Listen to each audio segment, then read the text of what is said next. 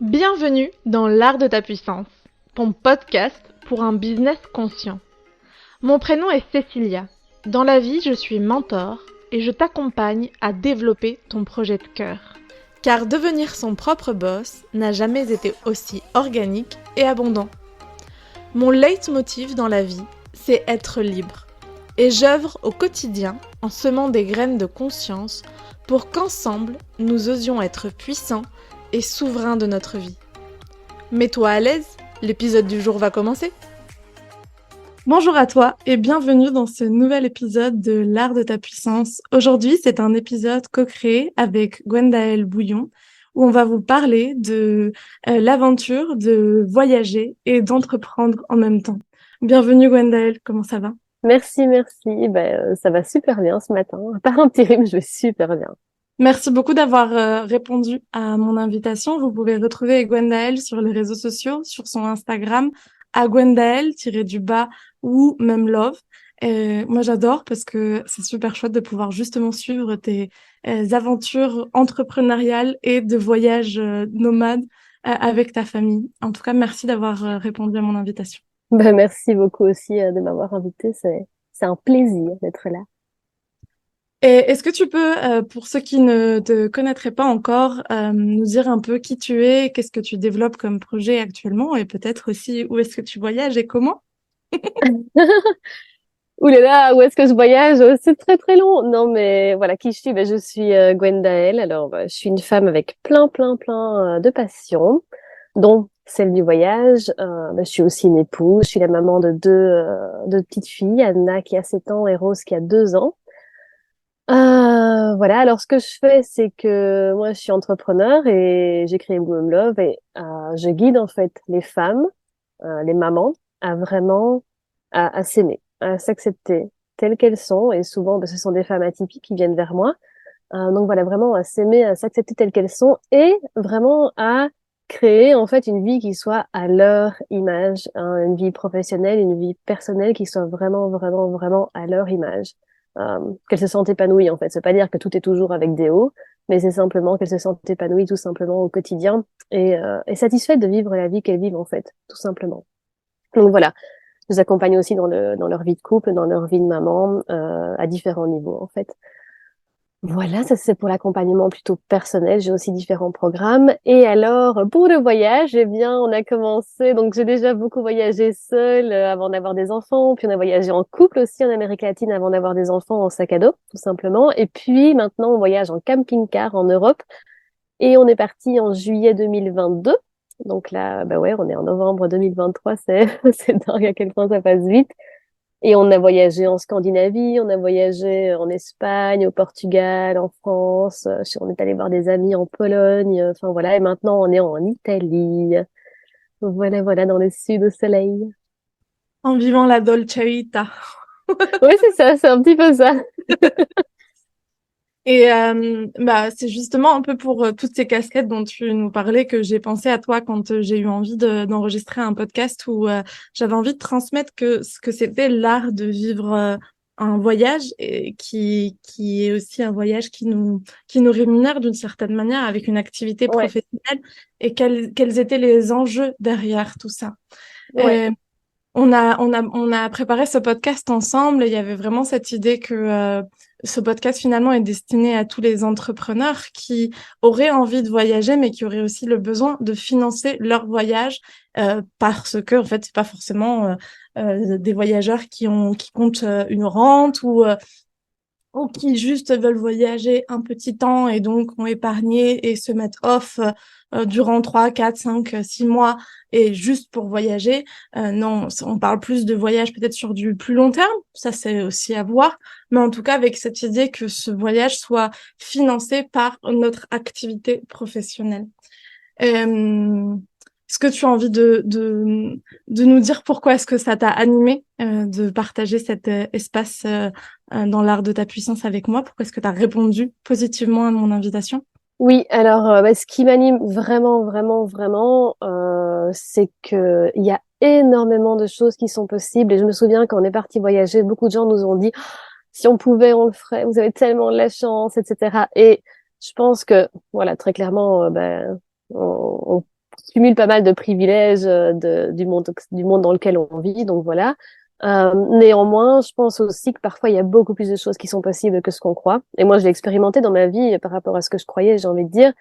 Et j'ai vraiment envie de partager qu'en fait, il y a des possibilités qui existent en fait, qu'il y a vraiment des possibilités qui existent et que si on se sent appelé, si on sent que on a envie de vivre une vie par exemple nomade, mais ça peut être pour d'autres rêves aussi, mais une vie nomade avec des enfants, nous on fait aussi avec notre chat entre parenthèses, et en fait qu'il y a plein de choses qui existent en fait, il y a plein de choses qui existent et qu'on n'est pas obligé de rester seul dans son coin, on peut se faire accompagner, mais aussi la vie c'est maintenant, enfin je veux dire. Moi, mes filles, elles ont 2 et 7 ans. Ben, je voulais pas attendre qu'elles aient 20 ans et 15 ans et qu'elles n'aient probablement pas envie de venir avec nous. Enfin, je sais pas. Mais en tout cas, voilà, je vais dire, c'est maintenant, quoi. Et donc, voilà, j'ai aussi envie de montrer, en fait, ces possibles-là et de guider, ben, les personnes, ben, un peu comme toi, en fait, hein, qui sont appelées, en fait, dans ce chemin-là.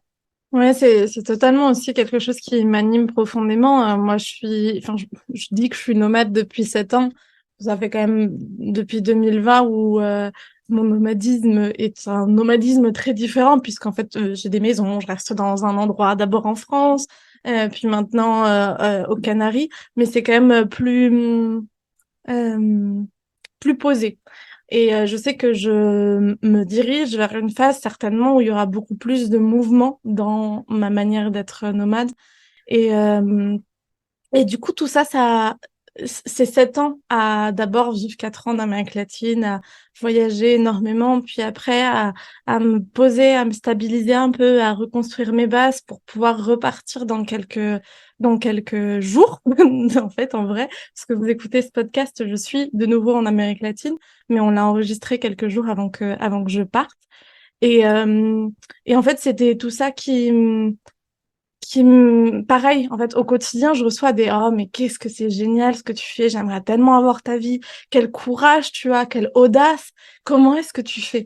Ben, en fait, j'avais envie de pouvoir créer un podcast avec du contenu qui, justement, vous aide euh, à vous dire «Ok, aujourd'hui, j'ai un projet de voyage, comment est-ce que je m'y prends?» Parce que clairement, en fait, la manière dont on a créé le podcast avec Gwendael, c'est pour vous donner un maximum de contenu pour être autonome aujourd'hui dans les questions à se poser pour préparer votre projet voyage. Et pour moi, c'est hyper important. En fait, j'aime créer du contenu où les personnes repartent autonomes derrière. Elles pourraient faire appel à toi ou à moi pour nous, pour être accompagnées de plus proches, main dans la main, mais elles peuvent aussi, enfin, ces personnes-là peuvent aussi juste décider de nous écouter, prendre un stylo, un crayon et répondre aux questions qu'on va poser au fur et à mesure pour, euh, pour s'empuissancer de leur propre voix.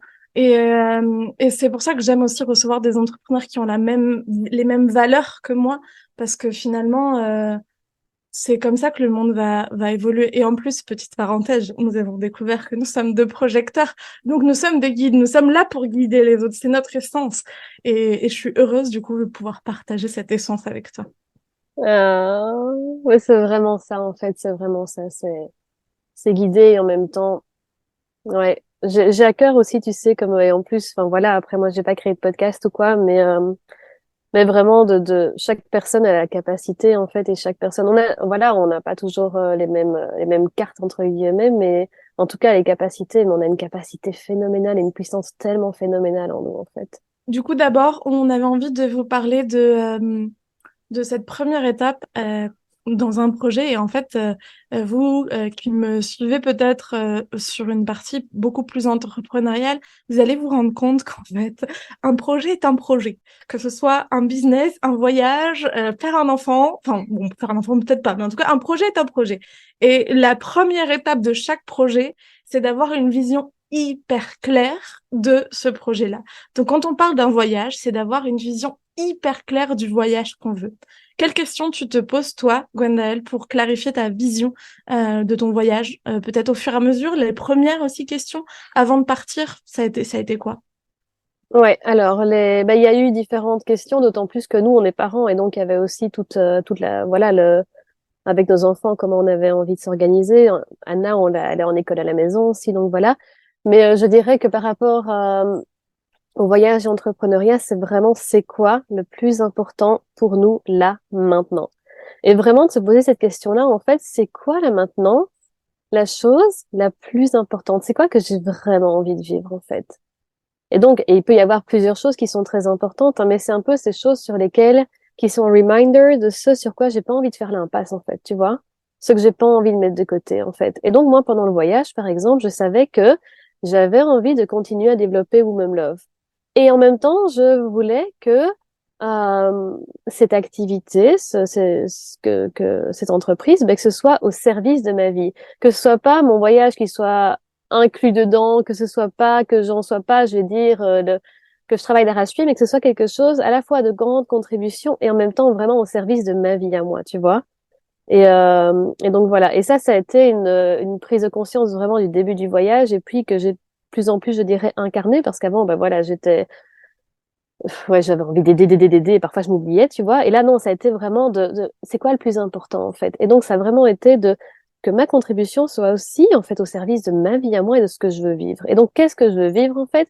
Et j'avais envie de vivre plein de super moments avec mon mari, avec mes filles et de profiter à fond du voyage, en fait. Et donc, dans les moments où je peux parfois, tu parlais tantôt de se comporter comme générateur, tu vois, mais je dis, Gwen, qu'est-ce que tu veux vivre, en fait? C'est quoi le plus important là maintenant?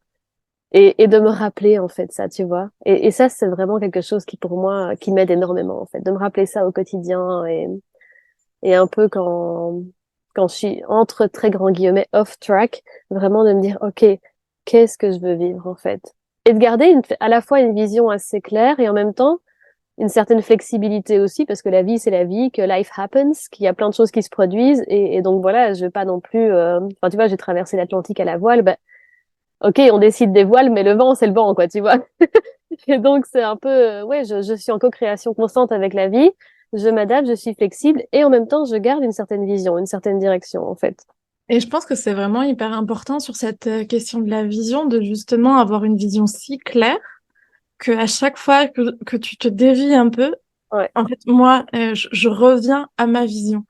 Et je sais que j'ai dû aussi stopper mon voyage parce que je le faisais avec certainement aucune vision et et du coup aucune structure en fait finalement parce que Hmm. comme je vivais que dans le flot et bah finalement en fait j'étais juste portée par les vagues ou par le vent et c'est chouette, je ne renie pas cette partie-là de ma vie. Je dis juste qu'aujourd'hui si en plus bah je choisis de développer mon entrepreneuriat et donc en plus d'avoir des engagements vis-à-vis de certaines clientes, bah je suis obligée de me structurer beaucoup plus et moi ça a été vraiment une prise de conscience. Parce que j'ai fait un peu un truc assez kamikaze typique de Cecilia, c'est-à-dire que j'ai décidé de lancer Magic Tribe de nouveau parce que ça c'était mon projet de cœur, parce qu'il y avait déjà des clientes qui étaient là, qui étaient prêtes à signer. Mais j'avais plus grand argent sur mon compte et les derniers euros que j'avais, j'ai décidé d'acheter un billet pour l'Amérique latine parce que j'avais eu cet appel de il faut que tu ailles passer l'hiver en Amérique latine, que tu continues de connecter à la médecine du cacao et à une autre forme de nomadisme parce que c'est la vie que tu as envie d'avoir et c'est pas en te cachant aux Canaries parce qu'il fait chaud que tu vas pouvoir te permettre de vivre cette vie, cette vision que tu as pour ta vie. Et en même temps, ce truc un peu kamikaze de OK, je m'offre un cadeau pour un lancement réussi qui n'est pas encore réussi, ça m'a aussi mis dans mes retranchements où j'ai été obligée de clarifier pleinement cette vision pour attirer à moi cette abondance de clients, donc de revenus, mais aussi de sécurité, de projection, de vision. Et aujourd'hui, je pars avec une tranquillité intérieure et avec aussi une claire vision de, comme tu le dis, je n'ai pas du tout envie de travailler 5 jours par semaine, de ne pas pouvoir en profiter. C'est pas une vie que je vois pour ce voyage-là. Mais du coup, comment est-ce que je peux mettre ça en place? Bah ça, c'est un peu la deuxième partie sur le concret. Mais en fait, tant qu'il n'y a pas de vision claire de, OK, mais du coup, qu'est-ce que j'ai envie de faire? Où est-ce que j'ai envie d'aller? Et combien de temps j'ai envie de voyager? Où est-ce que j'ai envie de voyager? Pour faire quoi? Pour vivre quoi? Est-ce que j'ai juste envie de partager avec des locaux? Ou est-ce que j'ai envie de faire plus des trekking? Ou est-ce que j'ai envie de faire la fête? Ou est-ce que j'ai envie X, Y, Z, c'est quoi l'idéal pour moi de mon voyage? Ben moi, je l'ai hyper clair et on pourra réenregistrer un podcast à mon retour pour voir si, si vraiment ça a servi, mais j'ai la profonde intuition que c'est exactement vers là qu'il est important d'aller. C'est vraiment, nous, on avait pas mal de clarté, en fait. Par exemple, on savait, t'en as touché un mot au début, mais voilà, on savait qu'on avait envie de financer notre voyage. Et donc, ça faisait très clairement partie de notre vision, en fait, par exemple. Donc, en profiter un maximum avec nos filles, ne pas travailler d'arrache-pied 5 jours sur 5 tous les deux, et aussi financer notre voyage. Donc, voilà. Et en même temps, parce que moi, je sais qu'une des choses qui m'a fait peur dans la vision au début, et une des raisons pour laquelle j'ai eu des difficultés, en fait, même les années précédentes dans mon voyage, à avoir une vision, c'était que j'avais peur de m'enclaver dans quelque chose de complètement rigide, tu vois. Et donc, je me disais, non, non, non, je vais pas mettre de vision parce que sinon, après, je vais pas me laisser porter par la vie, etc. Je vais pas profiter à fond, je vais pas me caler dans quelque chose qui me correspond pas et puis me mettre en étau sur moi. Enfin, non. Donc, j'étais un peu plus en roue libre. Mais le truc, tu vois, c'est que en fait, les deux peuvent. Je t'ai donné l'exemple de la transatlantique, et donc il y a quelques années, quand on a voyagé en couple, on voulait pas prendre l'avion. Donc on a fait du bateau stop et on a traversé l'Atlantique à la voile en bateau stop. C'est possible aussi, petite parenthèse, même si ça peut être très très rocambolesque. Bref. Euh, et j'ai vraiment eu, je me souviens, hein, quand on a fait ça en 2013, j'ai vraiment eu cette prise de conscience que à la fois, c'est vraiment où est-ce que je veux aller pour quelque part avoir quand même un cap, bien qu'on soit pas arrivé exactement où on voulait aller. Euh... Mais on est arrivé de l'autre côté de l'océan quand même, hein, je te le dis déjà. Et en fait, quelque part, c'est... Et en même temps, ouais, les vents sont les vents, en fait. Si t'as pas de vent, t'as pas de vent. Si t'as une tempête, t'as une tempête. Si ta voile se déchire, ta voile se déchire. Et ça nous est arrivé. Et en fait, c'est vraiment comment je peux m'adapter par rapport à ça et garder ma vision, en fait. Et c'est vraiment, moi, je me suis dit dans la vie, en fait, Gwen, tu peux et avoir une vision par rapport à ce que tu veux vraiment vivre et au non négociable aussi, profiter de la vie avec mes filles, c'est non négociable, tu vois, et en même temps rester flexible, en fait. Nous, on a eu des problèmes avec le camping-car, par exemple, on prévoit pas notre trajet hyper à l'avance, mais on prévoit quand même notre trajet dans les grandes lignes. Et on a eu des problèmes d'humidité en Norvège, tu vois, parce qu'il pleut beaucoup, on s'est pris une grosse flotte, etc. Et on avait un ami en Pologne, et donc on est allé refaire. Mais, par exemple, on s'est arrêté 3 semaines chez notre ami pour que le camping-car, voilà, plein de choses soient réparées et tout. Et, euh, et ça, c'est la flexibilité, par exemple. Mais on savait qu'on voulait aller vers le sud, tu vois. Et donc, on était quand même en Espagne en hiver. Mais oui, on s'est arrêté 3 semaines en Pologne chez nos amis. Et puis, bah, on a été peut-être plus vite à d'autres endroits, quoi. Et c'est comment je peux à la fois garder, en fait, cette vision, ce que j'ai envie de faire, et en même temps, de la largeur, une flexibilité par rapport à aussi, en fait, ben voilà, je suis en co-création avec la vie, en fait. C'est à la fois, je ne fonce pas tête baissée, et en même temps, je me laisse pas porter sans rien décider, quoi. Ça me parle profondément et j'ai la sensation que, en plus, comme on parle de voyager en travaillant, donc d'un business au service du voyage et d'un voyage au service du business, Ouais. et, en fait, autant la vision de ton business que de ton voyage est hyper importante et c'est aussi important d'être hyper flexible dans les deux et de Mhm. s'adapter en fonction de ce que la vie aussi t'amène et t'apporte.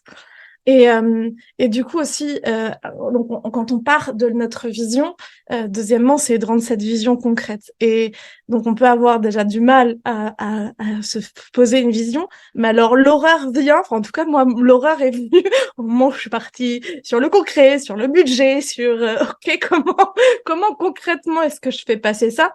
Et je sais que justement toutes ces années avant de voyage, tout dans le flow, tout dans le yin et avec très peu de yang et très peu de structure. Euh, et ça a été aussi beaucoup parce que j'avais horreur de toute cette trop de structure en fait. Et moi pour moi faire un budget à l'époque ça me paraissait bien trop irréaliste et irréalisable. Et j'ai un budget pour mon départ en Amérique latine. Donc voilà. Et est-ce que tu as envie de nous parler de toi? Comment est-ce que vous avez fait justement pour passer au concret avec Ludovic? Oui, hein. Mais déjà, ça a été tout.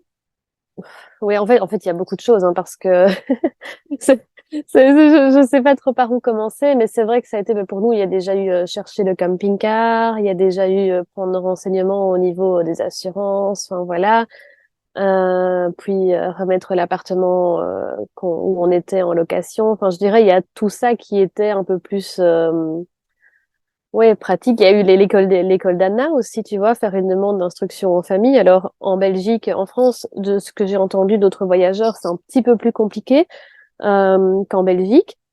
Mais donc, il y a eu la demande d'instruction en famille. Ça a été aussi toute une partie. Et alors, au niveau du budget, ce qu'on a fait, c'est qu'on a fait un budget prévisionnel, en fait. Et donc, on s'est renseigné par rapport au coût de la vie en camping-car. Donc, ben voilà, il y a l'essence, il y a la bonbonne de gaz parce que nous, c'est au gaz. Il y a, par exemple, si de temps en temps tu vas au camping ou quelque chose comme ça, ben il y a ça à payer. Et donc, en fait, on a fait un budget prévisionnel. Et là, ce qu'on fait, c'est que régulièrement, ben, on fait nos comptes. Donc, on a un fichier Excel tout simplement avec un budget prévisionnel. On a un fichier Excel avec nos dépenses et les dépenses vont dans quel spot, donc quel type de dépenses. Hein, le plus gros, le plus gros pour nous, c'est les courses alimentaires. Donc voilà. Et une fois qu'on a fait ça, ben, on s'est dit, ok, du coup, quelque part, on doit gagner combien, tu vois? Donc voilà, c'est aussi simple que ça. Et l'année passée, ben moi, quand on a commencé, j'avais beaucoup moins de clientes. Et donc, je gagnais moins d'argent. Ici, ben, finalement, mes clientes, je dirais, j'en ai de plus en plus. Et donc, maintenant, voilà, je rapporte, enfin, je rapporte, mon entreprise, en tout cas, rapporte ce qu'on avait prévu. Et puis Ludovic l'année passée a aussi trouvé un boulot de consultance en ligne, et donc ça aussi ça a été ok, voilà, moi je prévois ça comme dépense. Une fois qu'on a un budget prévisionnel, c'est de voir un petit peu, de comparer ça avec les dépenses réelles. Donc ok, là ça nous a coûté plus que prévu, là ça nous a coûté moins que prévu, là on est large, là par contre faut peut-être faire attention à ça, ou là on va devoir ramener plus. Et alors après voir du coup ok, techniquement combien en fait plus ou moins on dépense par mois et combien notre travail respectif doit générer en fait par mois. Donc c'est aussi simple que ça en fait entre guillemets. Donc il y a ça. Maintenant on est deux, tu vois. Là où toi tu voyages seul, c'est différent. Mais donc par exemple, tu vois, on a vraiment ce mantra nous dans notre couple, c'est we are together in this. Tu vois, on est ensemble en fait là-dedans. On est dans le même bateau en fait. Et donc si on a, enfin quelque part on soutient aussi, on est une team gagnante, tu vois. Et ça, on a vraiment cette foi-là, Ludovic et moi, qu'on est une team gagnante. C'est pas juste, enfin, on l'incarne dans la moindre de nos cellules, quoi, tu vois. Et c'est pas qu'on va sauver l'autre, c'est que on est ensemble, enfin, tu vois. Et donc voilà, on a aussi ça, je veux dire, qui est différent de quand on voyage en solo. J'ai voyagé en solo, donc je sais aussi ce que c'est. Et c'est vrai que c'est différent, quoi. Mais voilà. Donc, je sais pas si ça répond à ta question. Oui, super bien. Et j'avais envie de dire que je pense que le budget prévisionnel, c'est hyper important parce que quand j'ai fait mon truc un peu kamikaze de je prends mon billet d'avion, en fait, juste avant, j'avais fait un budget prévisionnel de, ok, du coup, j'ai besoin de manifester combien. Parce que moi, l'idée, c'était de lancer Magic Tribe et de partir voyager avec ce que je, et donc d'accompagner, parce que c'est aussi un accompagnement sur 4 mois. Je partais 4 mois, donc en fait, c'était la boucle est bouclée. Et, et donc, du coup, je m'étais dit, j'avais fait mon budget prévisionnel et c'est assez intéressant parce qu'en fait, j'ai manifesté exactement cette somme d'argent, mais vraiment exactement grâce au lancement de Magic Waouh. Club. Je m'étais dit qu'avec 15 000, je pouvais partir, revenir avec encore un peu de marge. Et, et c'est exactement le chiffre d'affaires qu'a généré ce lancement pour moi. Donc c'est pour dire que parfois ça peut être beaucoup plus simple et léger qu'on le croit et que c'est juste en fait justement à quel point j'ai foi en ma vision et j'ai tellement foi en ma vision que j'y pose juste un cadre. C'est un outil en fait, c'est je pose juste un cadre pour me dire ok ben en fait j'ai tellement foi que ça va arriver, ben je vais soutenir la vie en lui disant mais regarde moi en plus je sens que avec ça je suis bien. Ouais. Et, et puis je pense qu'il y a aussi un truc dont on a beaucoup parlé quand on a préparé cet épisode, c'était aussi de se projeter dans le pays. C'est-à-dire que là, pour l'instant, pour moi, c'est dans un pays que je connais. À part la Colombie, le reste, je les ai déjà fait. Mais bon, la Colombie, bien que ce soit un pays tellement totalement différent que de l'Équateur et du Pérou, ça reste un pays latino-américain avec une langue que je parle, dans un contexte que je parle. Je connais énormément de Colombiens, donc en fait, à mon avis, ça va être la continuité je vais aller chez des potes et découvrir le pays. Et mais dans un futur, dès 2024, j'ai envie de commencer à partir un peu plus à l'aventure dans des endroits où je parlerai pas forcément la langue de nouveau. Et, euh, et du coup, c'est aussi te renseigner super bien sur le pays, sur les endroits de danger, sur les conflits qu'il peut y avoir, parce que par exemple, en Colombie, bah si, moi, je suis en train de très bien me renseigner sur quelle zone je vais pas passer, où je vais juste traverser en bus et avec quel type de compagnie de bus. Et de quelle manière est-ce que tu voyages de la manière la plus safe possible? Il y a aussi toute la question de se poser aussi, ok, est-ce que j'ai envie de prendre l'avion? Est-ce que j'ai envie de voyager plus en bus? Est-ce qu'il y a des trains? Si j'ai pas un camping-car comme vous, parce que tout le monde ne voyage pas forcément, enfin n'achète pas un camping-car pour partir en voyage, en vie nomade. Bien que ce soit la nomade life de plus en plus prisée. Mais c'est vraiment comment est-ce que dans le concret, je peux aussi accompagner la vie en me renseignant au maximum.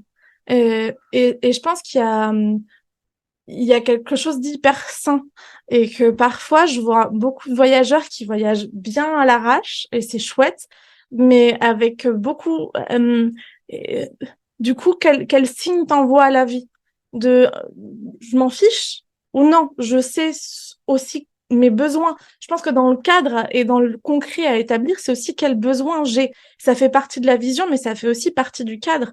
Parce que par exemple, moi j'ai besoin de beaucoup dormir. Parce que, par exemple, j'ai besoin de pas beaucoup prendre l'avion parce que ça fait partie de mes valeurs. Il y a des besoins qui sont intrinsèques que j'ai et dont le voyage va aussi devoir et continuer d'être euh, une, une, euh, une voie à qui je suis, à ce qu'est mon business. Et, euh, et je pense que le cadre est tout aussi important que la vision. Oui, tout à fait. Et c'est vrai que nous, on a expérimenté aussi une manière de voyager très différente. Quand on a voyagé, je dirais, ben, moi en solo. Après, j'ai voyagé que 3 mois toute seule.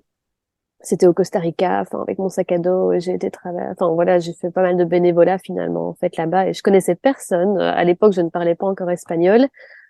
Euh, voilà, c'était un peu différent et je m'étais renseignée surtout, tu vois, pour les premières semaines en fait. Et puis je m'étais dit, ok, après on verra quoi. Et c'est aussi comme ça que et j'ai bien aimé à l'époque. C'était voilà, c'était quelque chose qui me convenait vraiment, vraiment, vraiment. J'avais déjà entendu parler du projet social, de cirque social dans lequel j'ai été bénévole.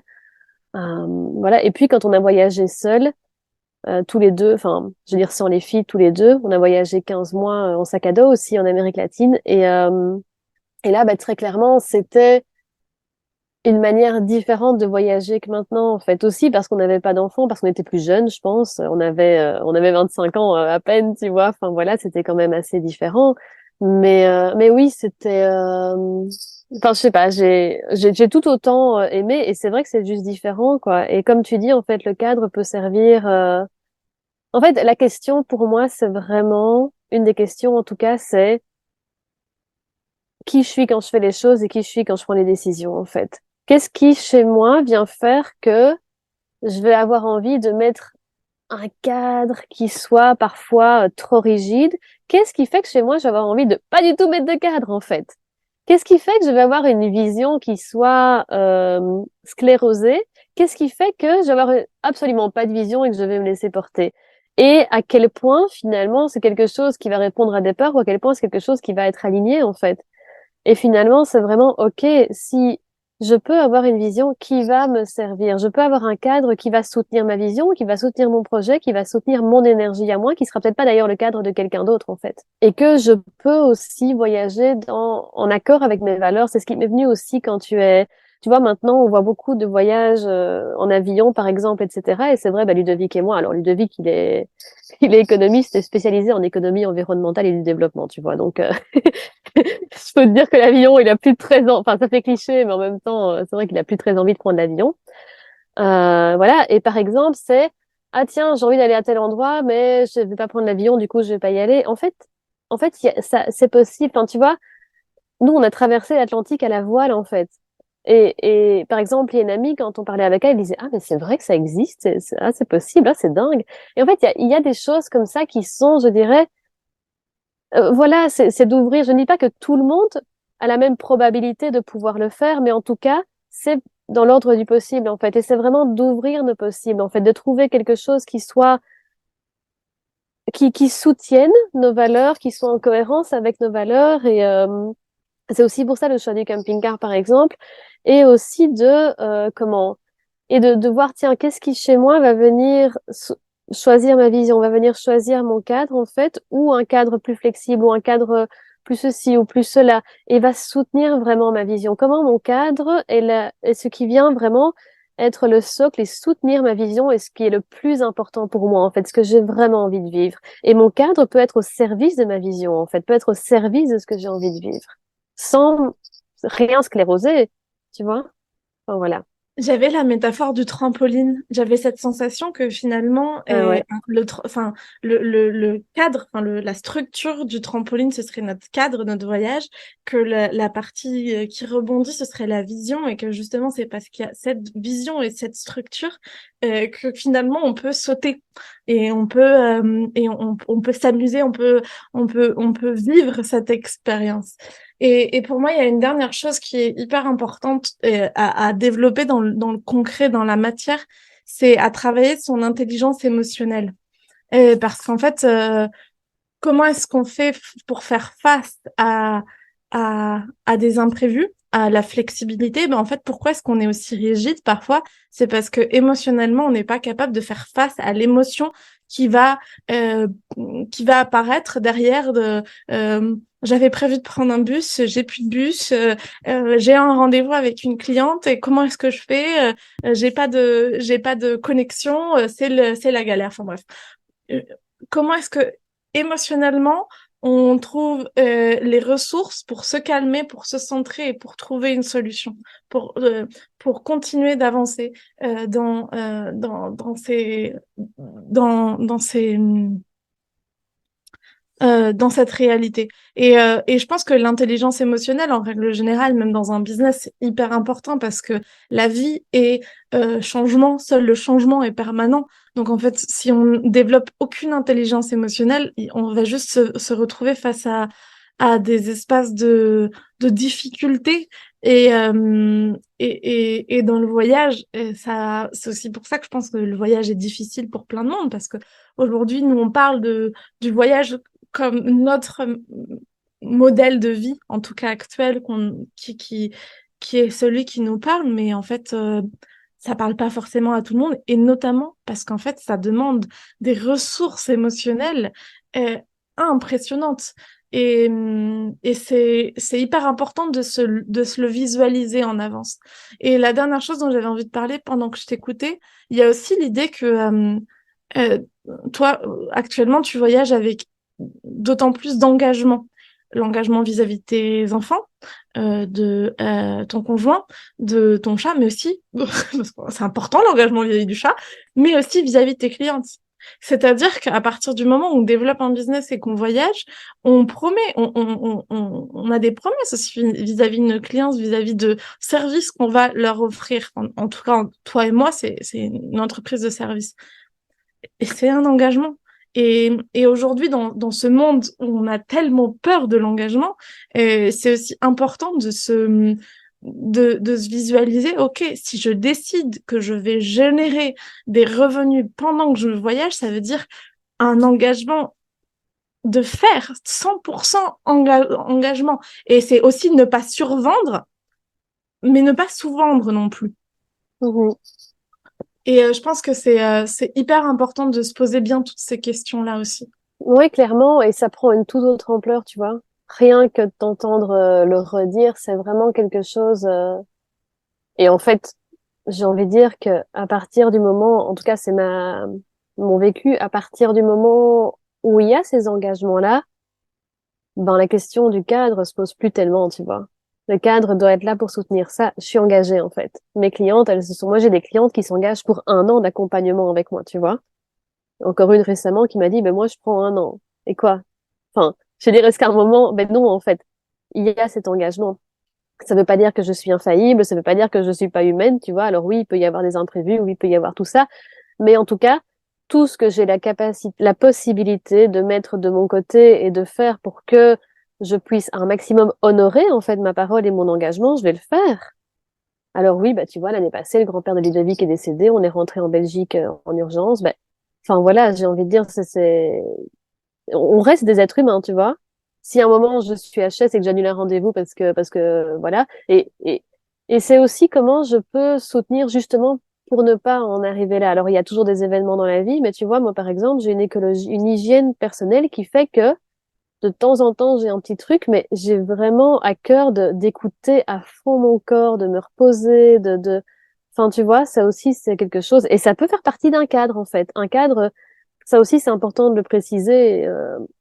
C'est aussi qu'un cadre, c'est pas spécialement un truc où on va se taper dessus, quoi. Ça peut être quelque chose qui, justement, va inclure ces moments de rest, ces moments de, moi, je mets dans mon cadre des moments où je vais au spa, tu vois. Enfin, voilà, c'est, parce que pour moi, c'est tout aussi important que les moments où je travaille. Et c'est ce qui me permet aussi je le sais que pour mon énergie à moi, c'est super important. Donc, tu vois, récemment, j'ai pris une journée complète où j'étais que moi au spa et mon mari était avec mes filles. Enfin, et c'est non négociable, en fait. C'est comme ça. Et ça fait partie d'un cadre aussi potentiellement. Puis d'avoir la précision de quand est-ce qu'on va travailler et bah voilà, moi je sais que tu parlais tantôt il y a des moments où on va pas prendre de rendez-vous. Ben oui, moi c'est comme ça, en fait. Il y a des moments où j'en prendrai pas. C'est tout simplement. Et l'intelligence émotionnelle, ce qui me venait, tu vois, quand on parlait tantôt aussi, je suis tellement, tellement d'accord, en fait. Je pense que dans la vie d'entrepreneur et de nomade, c'est essentiel, en fait, cette intelligence émotionnelle. Et, je me souviens de ce moment au Costa Rica où on s'est fait voler tout. Nos passeports, nos cartes de crédit, nos téléphones. Mais en fait, on s'est retrouvés sans rien. Donc, le tout sur un endroit qui était complètement paumé. Je parlais espagnol, mais pas aussi bien que maintenant, tu vois. Et, enfin bref, et ça a vraiment été, je me souviens que c'est le moment, là, rien que, c'est le présent, rien de t'en parler, tu vois, où j'ai vraiment, Gwen, et en fait, quand on voyage, on a quelque part, la stabilité, c'est vraiment, on peut la trouver en nous à n'importe quel moment, mais quand on voyage, je trouve qu'on n'a pas le choix, en fait. C'est vraiment, tu redescends dans ton bassin, tu redescends dans ta base, tu redescends dans tes pieds, tu redescends dans tes racines. Et en fait, constamment, c'est nécessaire parce que c'est la seule stabilité. Moi, on me parle souvent, ah, mais t'as pas d'ancrage, ah, mais t'as pas. En fait, c'est faux. Et c'est vraiment faux. Et je pense que les gens qui n'ont pas encore voyagé, c'est difficile de se rendre compte à quel point c'est faux, en fait. Que l'ancrage, c'est pas nécessairement une maison. Ta maison, il y a une inondation, elle peut, enfin, tu vois. En fait, si tu bases ton ancrage là-dessus, tu le bases sur un truc extérieur, quoi. Et je dis pas que ça peut pas être chouette, hein, mais c'est vraiment, en fait, en moi, il peut y avoir un endroit de stabilité. Et je pense qu'au plus je peux trouver en moi cet endroit de stabilité, d'enracinement dans mes pieds, dans la terre-mère, où que je sois, au plus finalement, quand je vais voyager, ça va supporter aussi le développement de mon intelligence émotionnelle, en fait. Tu vois, vraiment et de vraiment à fond. L'intelligence émotionnelle, c'est beaucoup plus à développer que ça, bien sûr.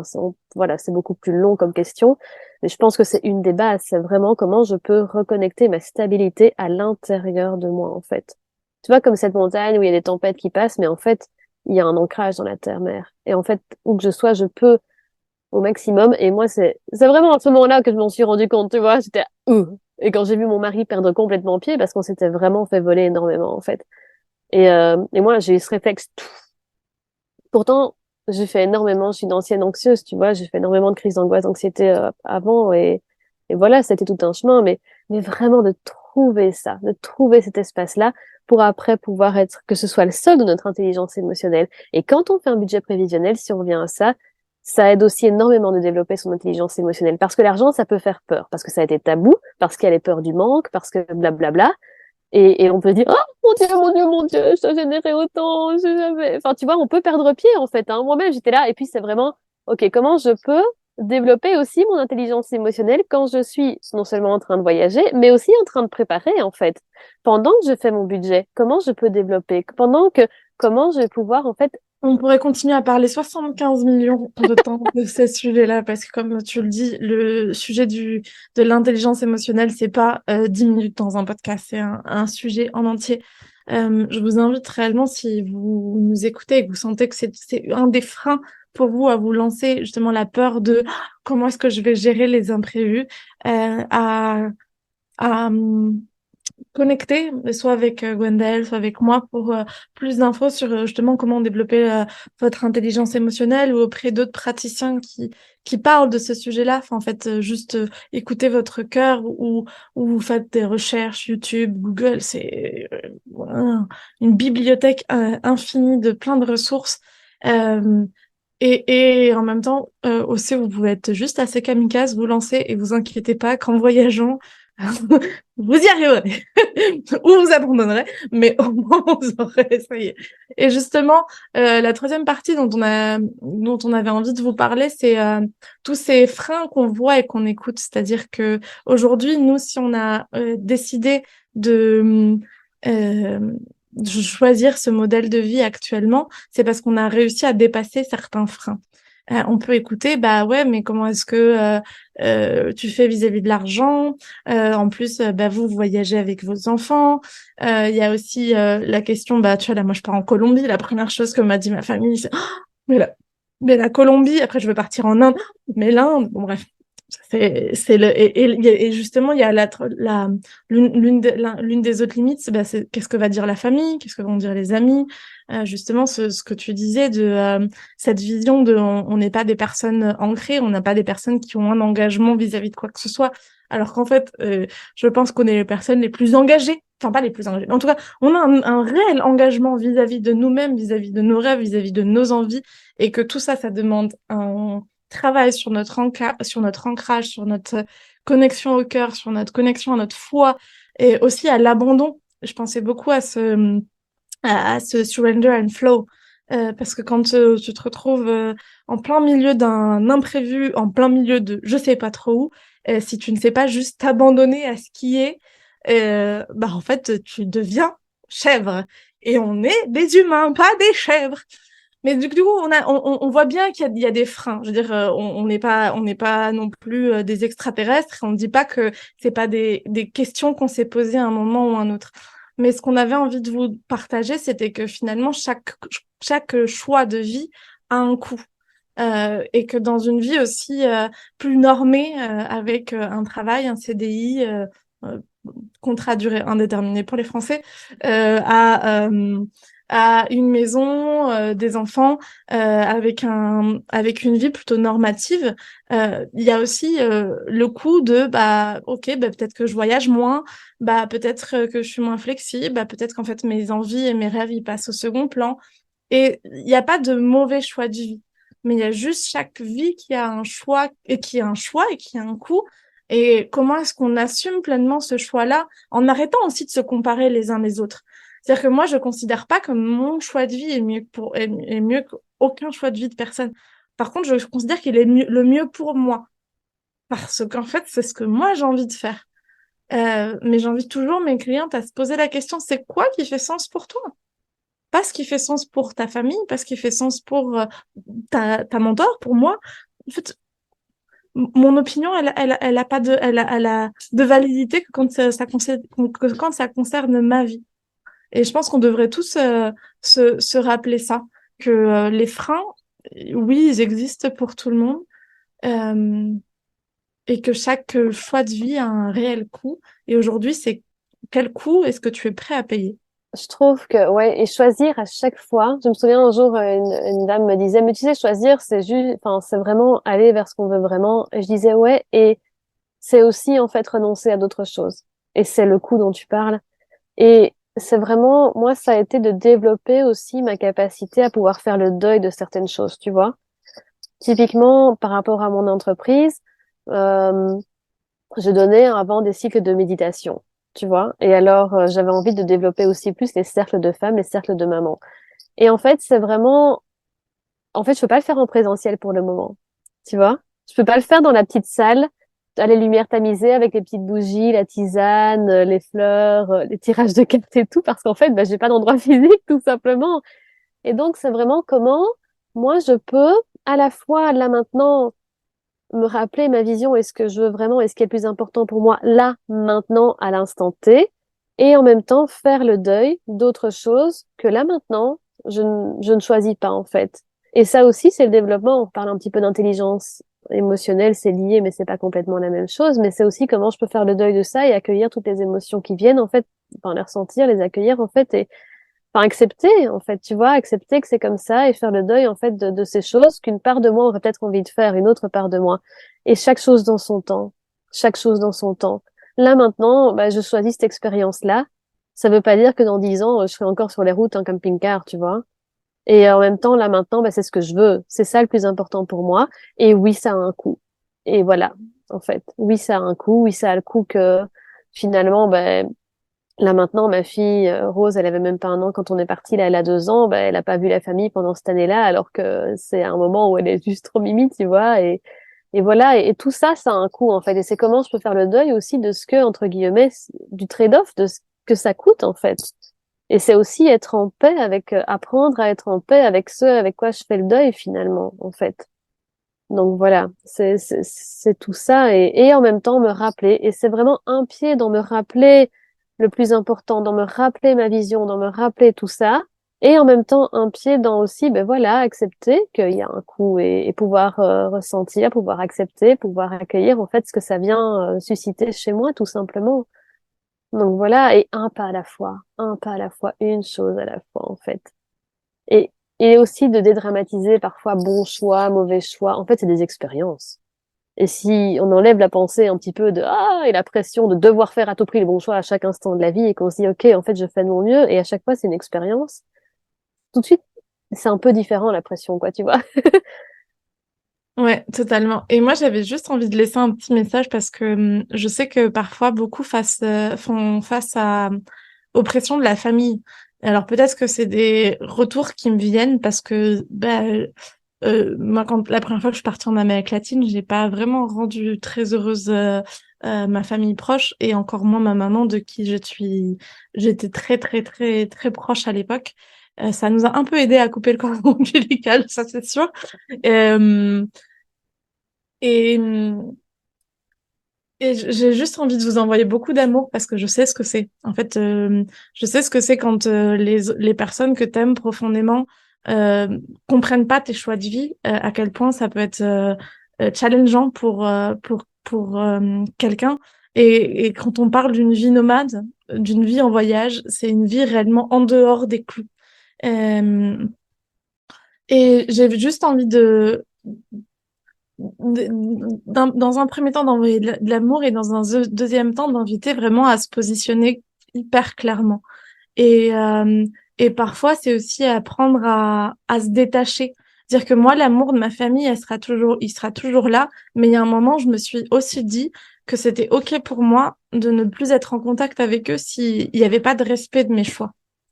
Parce qu'en fait, pour moi, ça reste le plus important. Mon écologie personnelle, elle passe par euh, je suis heureuse dans ma vie et j'expérimente ce que j'ai envie d'expérimenter au moment où j'ai envie de l'expérimenter. Ça reste mon système de croyance et mon système de valeurs. Et je pense profondément qu'on a beaucoup à gagner à, à adopter cette croyance-là collectivement, à ce que chacun, dans le respect de l'autre, bien sûr, prenne des décisions en fonction du coup qu'il est prêt à prendre. Et moi, j'étais prête à prendre le coup de voir moi ma maman. Ma maman était moins prête à ça. Ça lui appartient. Ça lui appartenait. Et ça ne m'appartenait pas. Et j'ai dû faire un énorme travail de comprendre ce qui était à moi et ce qui n'était pas à moi. Et de comprendre aussi que les relations, elles seront toujours là si elles ont à être toujours là dans notre vie. Et que là, en plus, on parle de relations hyper maman-enfant. Enfin, je veux dire, en fait, bien sûr qu'elle s'est transformée. Et je pense que dans la majorité des cas, elles ont les capacités de se transformer, ces relations-là. Et celles qui ne se transforment pas, c'est que, il y a d'autres choses qui sont bien plus belles, bien plus généreuses, bien plus authentiques, bien plus alignées pour nous. Et c'est un message que j'aime bien transmettre de temps en temps dans ce podcast parce que c'est ce que j'ai vécu. Et je sais qu'on est beaucoup à le vivre, à l'avoir vécu, et qu'il existe une opportunité de se soutenir les uns les autres. Et que ce soit, enfin, en particulier, je dirais par rapport à la famille, parce que ben voilà, je veux dire, on a toujours connu notre famille, et donc c'est vrai que et nous, quand on est parti la première fois, c'était pas évident. Maintenant, c'était une situation, voilà, particulière parce qu'on avait tous les deux beaucoup de difficultés familiales à l'époque. Mais ça reste que c'était vraiment pas facile de partir et que ça n'a pas été compris par, allez, je dirais par tout le monde en fait. Et c'est aussi, tiens, de mois à mois, comment, ouais, c'est ça me parle beaucoup, ça me touche beaucoup cet amour que t'envoies parce que c'est tellement essentiel et ça peut être parfois vraiment difficile et voilà. Et comme tu dis, dans un deuxième temps en fait, on vit pour nous, quoi. Et c'est toujours dans le respect de l'autre et c'est toujours dans l'amour de l'autre, mais vraiment de qu'est-ce que j'ai envie de vivre, en fait. C'est ma vie, en fait. Et cette vie-ci, je la vis qu'une fois, finalement. Donc voilà. Et je pense que c'est aussi déconditionner la manière dont on voit l'amour. Parce qu'en Mhm. fait, moi, l'amour pour ma maman, il est inconditionnel. Qu'elle soit dans ma vie présente ou pas, il changera pas. Mais vraiment pas du tout. Par contre, il y a eu des limites que j'ai eu à poser et je suis hyper heureuse parce qu'elle a su les entendre et on a su évoluer, faire évoluer notre cadre relationnel. Euh, Aimer, c'est pas parce que le cadre relationnel a évolué que je l'aime plus ou moins. Juste, on s'offre plus de moments. Parce que le cadre relationnel, il aurait pas évolué, ben, peut-être que je rentrerai réellement que de temps en temps. Et juste pour un repas. Là, non, j'aime bien rentrer une petite semaine, 2 fois par an, passer du temps avec eux. Parce que notre cadre relationnel, il a évolué. Mais parce qu'aussi ma conception de l'amour a évolué. Et je pense que de toute façon, il y a plein de choses, il y a plein de concepts qui ont été pas mal vécus, mais mal conceptualisés, je pense, dans notre société, et notamment le concept de l'amour. Ouais, et l'amour est au-delà en fait, c'est vraiment la différence entre l'amour et la relation et à quel point je peux cultiver ma relation pour rencontrer cet amour, en fait. Et, enfin, tu vois, ici, je te disais, nous, mes beaux-parents sont venus et c'était un magnifique moment, quoi. Ils sont venus nous voir, les filles ont passé des super moments avec leurs grands-parents et, enfin, voilà, mon frère est venu aussi. En fait, on peut aller au-delà enfin oui, on peut rencontrer et construire des relations qui ont aussi, comme tu dis, une autre saveur, une autre profondeur. Et c'est vrai que nous, on a peut-être moins euh, vécu cette incompréhension familiale, tu vois. En tout cas, ici, le deuxième voyage, je veux dire, ils ont pas enfin, je veux dire, voilà, on a été... je pense que parfois, les grands-parents étaient un peu tristes de se dire, OK, les filles, on va pas les voir et c'est un peu difficile. Mais en dehors de ça, ou alors ils se demandaient si tout allait bien se passer, tu vois. Mais je veux dire, en dehors de ça, c'était plus ouais, c'était plus des commentaires, je dirais, d'amis, entre guillemets. Mais quoi que finalement, les amis, on avait fait le tri avec le premier voyage.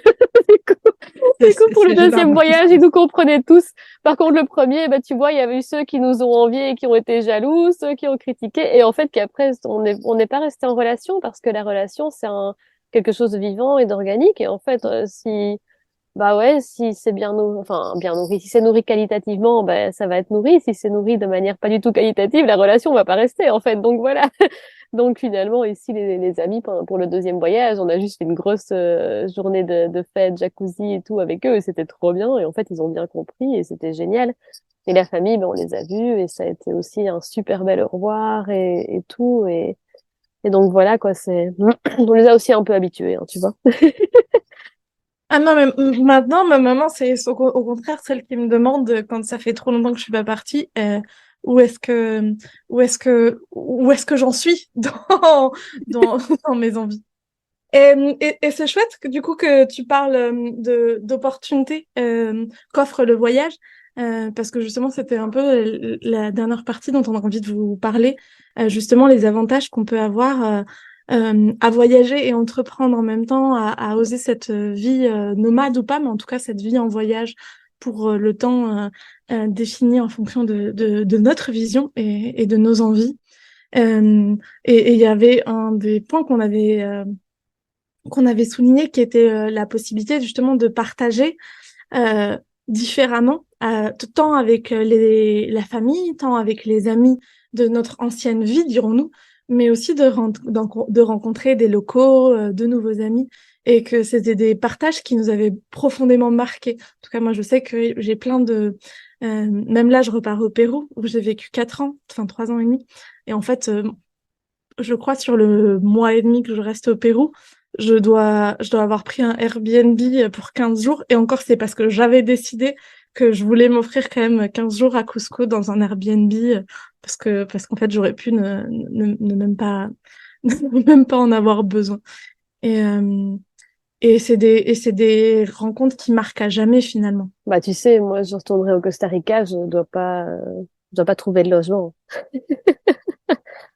Et en fait, c'est des rencontres qui marquent à jamais et qui vraiment, moi, je me souviens quand, donc, j'étais bénévole dans un projet de cirque social, en fait, au Costa Rica, où je travaillais avec des enfants et avec des jeunes qui vivaient dans des quartiers, mais parfois assez pauvres. Et puis, on allait aussi donner des cours de cirque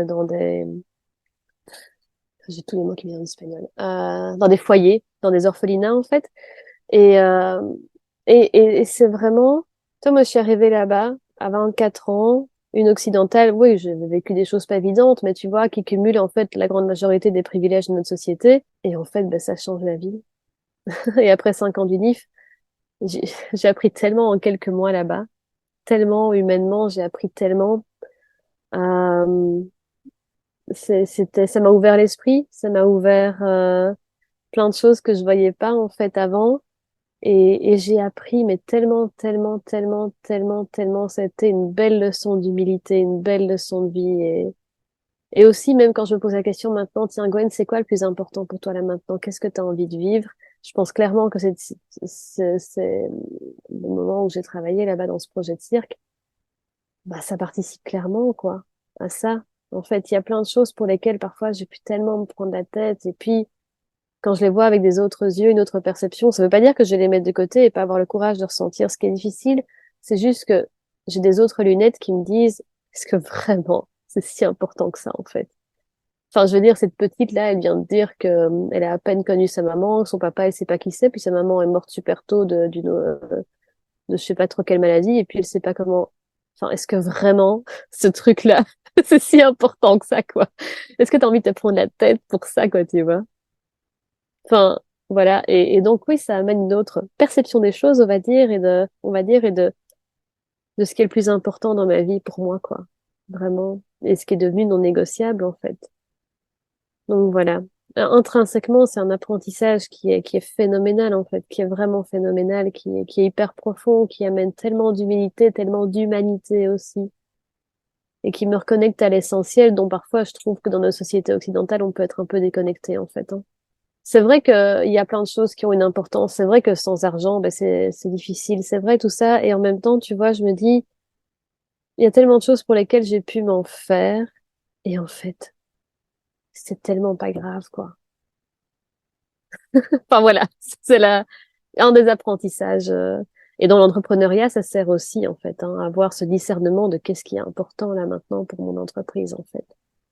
Totalement, qu'est-ce qui est important pour mon entreprise? Et en plus, je trouve que ça permet de dissocier l'entreprise de la personne, notamment parce qu'en plus, on gagne en intelligence émotionnelle et donc on comprend que notre chiffre d'affaires, notre nombre de clients, notre nombre d'abonnés sur les réseaux sociaux, notre nombre de likes sur notre dernière publication ne raconte rien de notre valeur. Et cette Mhm. ouverture d'esprit sur en fait ce qui est réellement important, ça participe à reconnecter à la vraie valeur. Enfin, je suis encore parfois dans mon vocabulaire entre vrai et faux, entre bien et mal, sans la dualité qui a quand même envie de s'exprimer d'une manière ou d'une autre, même si je crois pas qu'il y ait de vraie valeur, mais en tout cas la valeur de la vie que moi j'ai découverte en voyageant, euh, c'est celle de l'instant présent, c'est celle du cadeau en fait, du cadeau de la vie, du cadeau de, de, de, de cette chance qu'on a. Et en plus, on a tous la chance de vivre, mais comme tu le dis, et je trouve ça hyper important, toi et moi, on a en plus eu la chance de grandir avec des privilèges. En naissant dans des pays tels que la Belgique et la France, qui ont tout à offrir, où Mhm. on a pu se développer en tant qu'individu. Et je trouve que cette ouverture d'esprit est aussi hyper bénéfique à notre euh, projet, à notre business, à partir du moment où on voyage et en plus on casse la routine. Parce que finalement, bon, même si peut-être toi, ton camping-car est devenu ta nouvelle routine, j'imagine, mais comme il y a tout le temps de nouveaux espaces, de nouvelles rencontres, de nouveaux partages, mais en fait, il y a jamais rien qui est pareil. Et je sais que ça paraît hyper sécure, la routine, le cadre normatif. Pour beaucoup, ils le choisissent parce que justement, leur valeur de sécurité est au-delà de leur valeur de liberté. Et en même temps, euh, comprendre que cette sécurité, elle est éphémère et est-elle si vraie?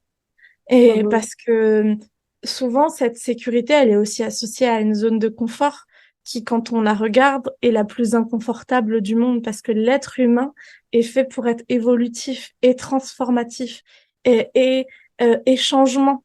Comme je le disais, parce que c'est ma phrase préférée, il y a que le changement qui est permanent dans la vie. Et à vouloir une routine établie, c'est ça qui tue beaucoup euh, de, d'enthousiasme, de couple, de famille, de projets, de business. Et du coup, voyager en entreprenant, ça permet de s'ouvrir à une autre réalité et en plus de sortir de cette routine, d'être en adaptation et surtout d'être en découverte. Et Mhm. le moment où on apprend le plus, c'est le moment où on est enfant, je dirais en termes de bons quantiques, je pense que on en fait plein quand on est enfant, et c'est le moment où on est aussi le plus ouvert à la découverte. Oui, et tu vois, c'est un peu on parlait du cadre tantôt, et pour moi, il y a une différence entre le cadre qui va venir soutenir ma vision, ou par exemple, ben, moi, je sais les moments dans la semaine où que je vais consacrer plutôt à mon travail, tout comme Ludovic sait les moments qu'il va consacrer à son travail, et qui nous permettent de libérer cet espace mental de, tiens, quand est-ce qu'on va travailler, quand est-ce que, ben non, on sait, en fait, tu vois. Donc voilà. Et qui vont venir soutenir notre vision et soutenir ce qui est le plus important pour nous, et qui est différent d'une routine, en fait, qui est différent enfin d'une routine, qui est différent de la monotonie, tu vois. C'est pas de la monotonie, c'est un cadre qui est puissant et qui va soutenir une vision. Et la routine un peu monotone dans laquelle on va un peu s'oublier, c'est pas du tout la même chose en fait.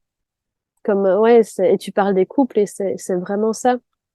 Quand je travaille parfois avec des couples, parce qu'il y a beaucoup de choses, mais une des choses qui peut faire que ça peut devenir un peu, parfois, que la relation peut s'effilocher alors que l'amour parfois est encore là, c'est entre autres, bah, on rentre dans une espèce de pilotage automatique de routine où c'est bon, ça va, on est sur des rails et on va, en fait, non, c'est jamais acquis. C'est jamais acquis. Il y a rien, ni personne qui est acquis, en fait. Et donc, c'est vraiment comment je peux cultiver. Et dans la vie entrepreneuriale aussi, voilà, ça met un peu du piment et comment je peux à la fois avoir un cadre, mais sans aller dans quelque chose, dans une routine dans laquelle je vais oublier, que je vais peut-être plus remettre en question et qui en fait va pas me convenir. On parlait tantôt d'un mode de fonctionnement que t'as eu récemment. Moi aussi, je l'ai eu, hein. Et qui nous convenait pas à notre nature, en fait. Mais tu vois, si on le remet pas en question et qu'on va sur ces rails-là de, voilà, ok, la plupart des gens font comme ça, du coup, ben, on va faire comme ça parce qu'on est entrepreneur. En fait, non, parce que ça nous convient pas. Et c'est aussi tout ça qui va nous permettre de remettre en question, ouais, c'est assez puissant, en fait, hein. Et puis il y a quelque chose dont on n'a pas du tout parlé depuis le début, mais qui me semble important, c'est qu'en plus, là, on parle bien de voyage et pas de vacances. Bien sûr que le voyage te sort de ta routine, bien sûr que le voyage t'ouvre l'esprit. Il n'y a pas de question là-dessus. Mais dans le... Non, bien sûr que les vacances. Bien sûr que les vacances t'ouvrent l'esprit, bien sûr que les vacances cassent ta routine.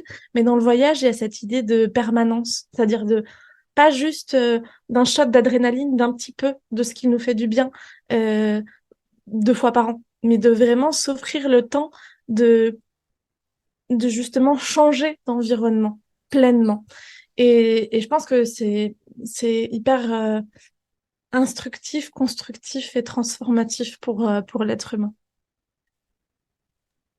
Ouais, et comme tu dis, hein, et le voyage, tu parles de permanent. Moi, j'aime bien dire aussi qu'en fait, c'est un mode de vie. Que nos vacances, ben, ce serait pas un, enfin, tu vois, tu dis, oh, j'allais 2 semaines dans le sud, je vais 2 semaines, je vais une semaine au ski, mais c'est pas ton mode de vie de skier toute l'année ou d'aller à la Côte d'Azur toute l'année. Enfin, que le voyage, ben ouais, en fait, c'est devenu notre mode de vie, quoi. Notre mode de vie nomade. Donc voilà. Je pense qu'on en arrive à la fin, Gwendaël. Je sais pas, est-ce qu'il y a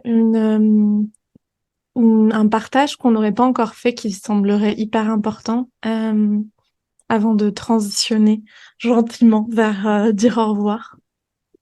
Pas qu'ils me viennent maintenant, non. Pas qu'ils me viennent là maintenant. Que bien plus qu'on ne le pense est possible de manière générale, mais je pense qu'on a déjà dit tout à l'heure et t'as rappelé en fait l'autonomie en fait que on peut avoir. Donc, je crois que c'est le principal. Hmm. Merci beaucoup de ton temps, de cette petite pépite qu'on vient d'enregistrer. J'ai hâte que plein de monde puisse l'écouter. Merci à toi qui est encore là en train de m'écouter dire ça, parce que ça veut dire que tu es resté captivé autant que nous, on a été captivés par cet échange qu'on vient d'avoir. Gwendaël, où est-ce qu'on peut te retrouver? Quelles sont tes actualités du moment? Si on a envie d'avancer main dans la main avec toi pour découvrir son ensemble des possibles, ça se passe où? Mais plutôt pour le moment, en tout cas, sur Instagram, comme tu as dit tout à l'heure, hein, Gwendael, barre en dessous, Woman Love, ou alors sur ma page Facebook aussi du même nom, en fait, Woman Love. Et enfin, Gwendal Bouillon, de toute façon, il y en a qu'une. Donc, c'est pas très compliqué de les retrouver. J'ai pas un prénom très commun, donc voilà. Et je suis en train de mettre à jour mon site internet aussi. Et alors, je communique pas mal via ma newsletter. Donc ça, on peut s'y inscrire. Soit je te donne le lien, ou alors on peut s'y inscrire dans mes petits liens qui sont dans Instagram. Puis j'ai aussi un e-book en cadeau pour les mamans qui ont envie d'instaurer des moments pour elles aussi dans leur vie. Et donc, c'est du vécu, du vécu. Donc voilà, et ça, c'est aussi une des choses via lesquelles après je communique, donc c'est chouette. De toutes les manières, vous retrouverez toutes ces informations dans la description de cet épisode de podcast sur ta plateforme préférée de d'écoute. J'ai une petite routine pour le podcast parce que j'aime quand même avoir des routines, qui est de demander à mon invité si quelle est cette chose qu'on pourrait célébrer ensemble qui arrive dans ta vie, dans ton business. À moi? Ouais. Ah d'accord. Quelle est cette chose qu'on pourrait célébrer ensemble? Euh, oh là là, il y a tellement de choses qu'on peut célébrer ensemble. J'adore cette réponse. Mais Non, mais oui, en fait, j'en veux une vraie, mais j'adore le fait que qu'il y ait tellement de cadeaux dans ta vie que tu sais même pas lequel choisir. ouais, vraiment. Euh, mais si je dois dire une chose vraiment, je pense que c'est le temps que je passe avec ma famille en fait. C'est c'est un des non négociables pour moi de là maintenant, à l'âge que mes filles ont et avec mon hier on dansait encore avec Ludovic dans le camping-car, tu vois, et de me dire j'ai le luxe de ce temps et ça, enfin ça me donnait les larmes aux yeux tellement je suis heureuse de ça quoi, tu vois.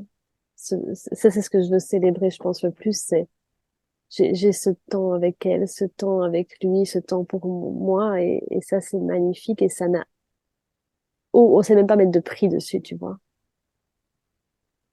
Donc voilà. Je le célèbre. Je célèbre le luxe de ton temps.